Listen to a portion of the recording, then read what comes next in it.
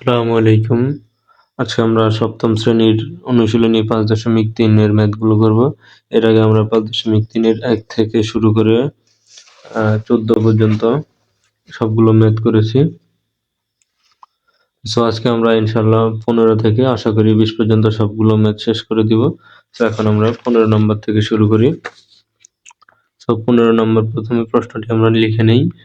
১৫ নম্বর প্রথম প্রশ্ন হচ্ছে আমাদের a² + 3a -14 বা a² + 3a - 14।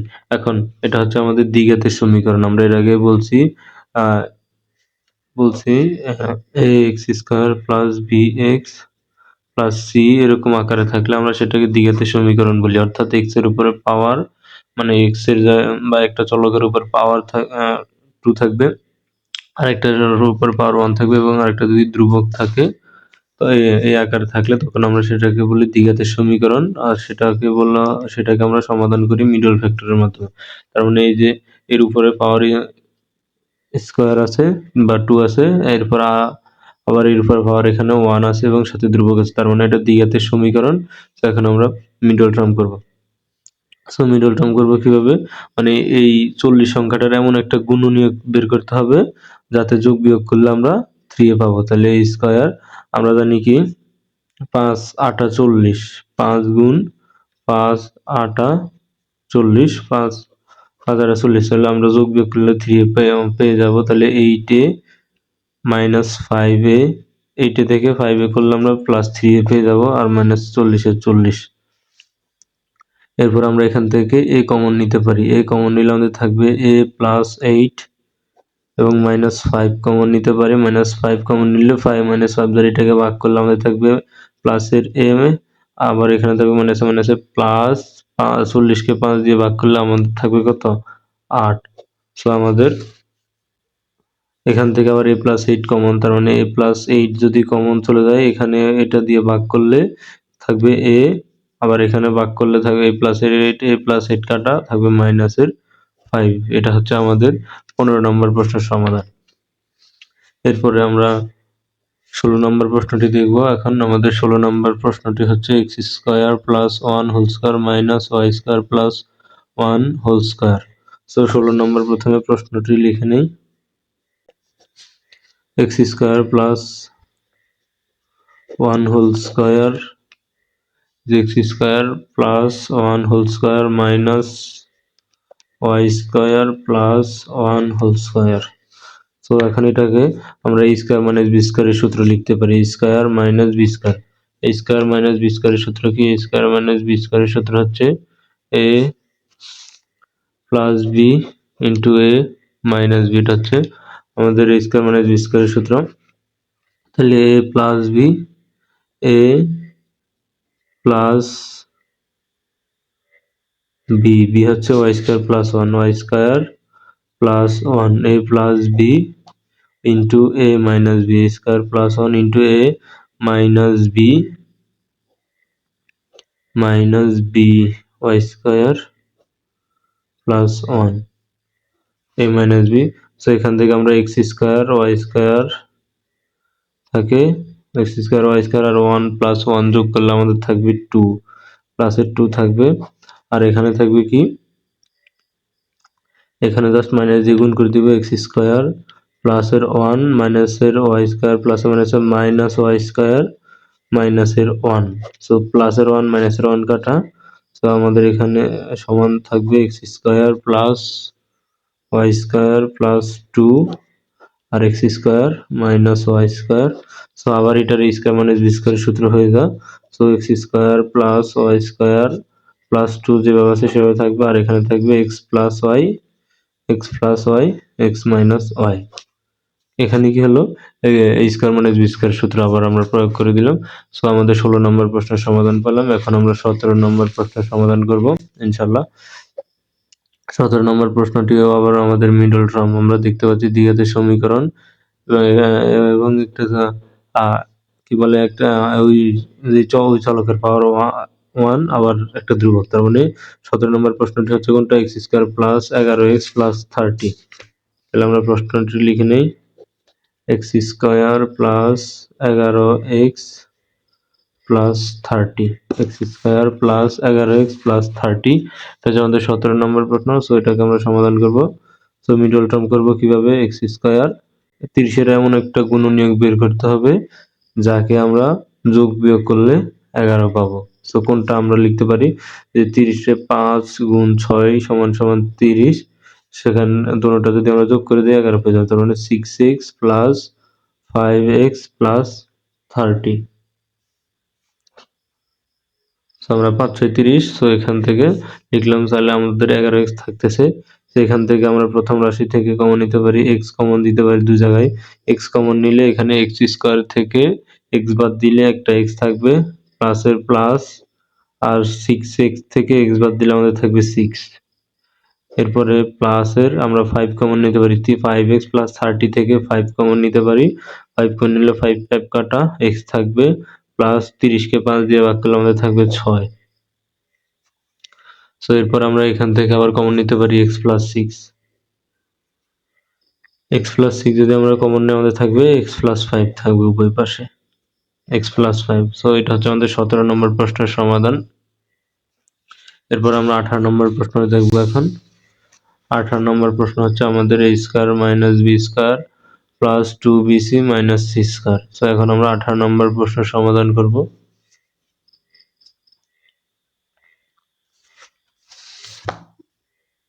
18 নম্বর প্রশ্নটি আমরা লিখি, a square minus b square, a square minus b square plus 2bc minus c square, plus 2bc minus c square.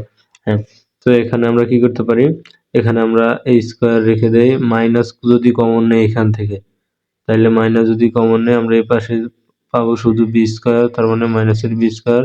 এখানে পাবো কি প্লাস, তার মানে মাইনাসের 2bc, এই যে প্লাসে মাইনাসে মাইনাসে প্লাস 2bc। আবার এখানে পাবো কি প্লাসের সি স্কয়ার, তার মানে প্লাসে মাইনাসে মাইনাসের সি স্কয়ার পেয়ে গেছি।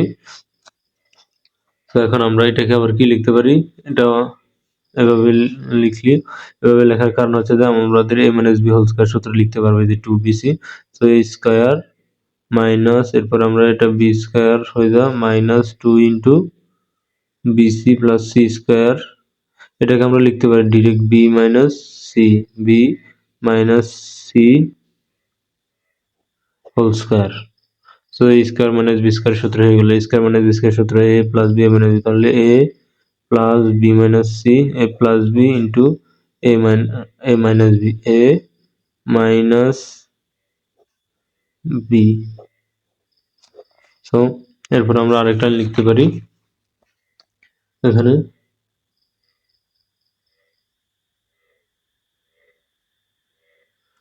So A plus B minus C, আর এখানে জাস্ট মাইনাস দিয়ে গুণ করে দিব, এ মাইনাস বি মাইনাসে মাইনাসে প্লাস সি।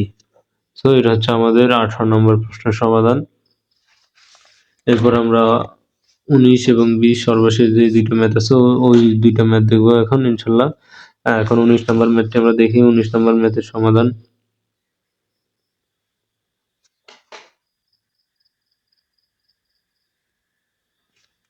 19 নম্বর প্রথমে আমরা প্রশ্নটি দেখে নেই, 144x to the power 7 minus 25x cube এর পাওয়ার 4। সো এখান থেকে আমরা কি কমন নিতে পারি, প্রথমে এক্স কিউব কমন নিতে পারি, যে এক্স কিউব যদি কমন নেই সমান সমান এক্স কিউব কমন নিলে আমাদের থাকবে 144 এক্স এর পাওয়ার 4, জাস্ট 7টা এক্স থেকে 3টা এক্স বিয়োগ করে দিব, চলে যাবে। এরপরে মাইনাস, এখানে থাকবে 25 এর পাওয়ার 4, এই যে কিউব এক্স কিউব কাটা। সো এরপর আমরা এটাকে এক্স কিউব লিখে এখানে কি করতে পারি, 144 হচ্ছে সাধারণত 12 স্কয়ার, তার মানে 12 এক্স স্কয়ারের উপরে হোল স্কয়ার। সো আমরা পেয়ে গেছি। এরপরে এটাকে আমরা লিখতে পারি মাইনাস 2 ইন্টু 12 ইন্টু 5, তার মানে 5 বারে 60। এখানে আমরা কি করতে পারি,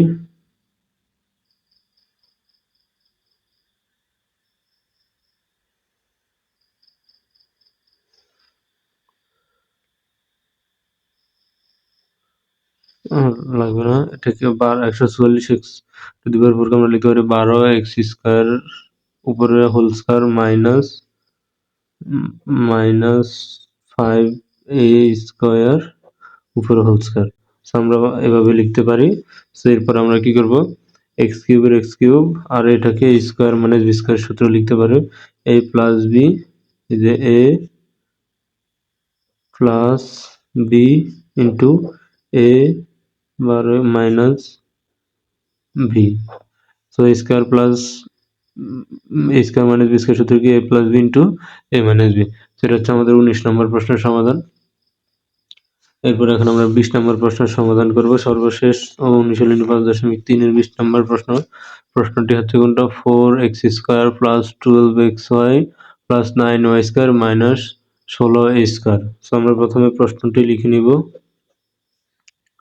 4x square plus 12xy plus 9y square minus 16a square. So আমরা প্রথমেই এটাকে একটু সাজাই, এই তিনটাকে এক্স ওয়াই যেহেতু আছে, সো এক্স ওয়াই আর এই রাশিগুলোকে সাজাই। তার মানে 4কে আমরা লিখতে পারি 2x হোল স্কোয়ার, তার মানে 2 স্কোয়ার মানে 4, এক্স স্কোয়ার এক্স স্কোয়ার। এরপরে প্লাস এটাকে আমরা লিখতে পারি 2 ইন্টু 2 2x 3y।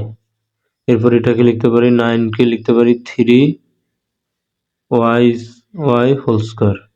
সো দেখেন এখান থেকে আমরা ডিরেক্ট ln পাই কিনা, 4 2 এর উপরে স্কোয়ার করলে 4 আর এক্স স্কোয়ার, এরপরে প্লাস 2 দুগুণে 4 এক্স 4 আর প্লাস 3 4 12 ইন্টু 3 4 12, তার মানে 12 এক্স ওয়াই আর প্লাসের আছে এখানে 3 এর উপর স্কোয়ার করলে 9 আর ওয়াই এর উপর স্কোয়ার করলে ওয়াই স্কোয়ার আর মাইনাস 16 স্কোয়ারের স্কোয়ার।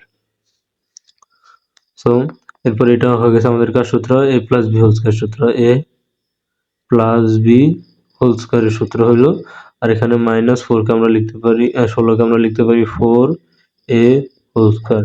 সো এ স্কোয়ার মাইনাস বি স্কোয়ার সূত্র হয়ে গেল আমাদের আবার, এ স্কোয়ার মাইনাস বি স্কোয়ার সূত্র কি, A plus B into A minus B, তার মানে এ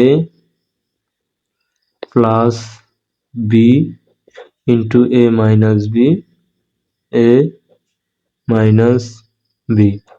সেটা হচ্ছে আমাদের 20 নম্বর প্রশ্নের সমাধান। এখন আমরা তাহলে যে অনুশীলনী 1 থেকে বীজগাণিতিক সূত্রাবলী ও প্রয়োগ যে অধ্যায়টি রয়েছে সেখানে আমরা অনুশীলনী 5.1, 5.2 এবং 5.3 তিনটা আলহামদুলিল্লাহ সমাধান করেছি। এখন আশা করি তোমরা সবাই ম্যাথগুলো বুঝতে পেরেছো। জাস্ট অনুশীলনীর প্রশ্ন সমাধান, ইনশাল্লাহ আমরা পরবর্তী কোনো ভিডিওতে সৃজনশীল সমাধান করতে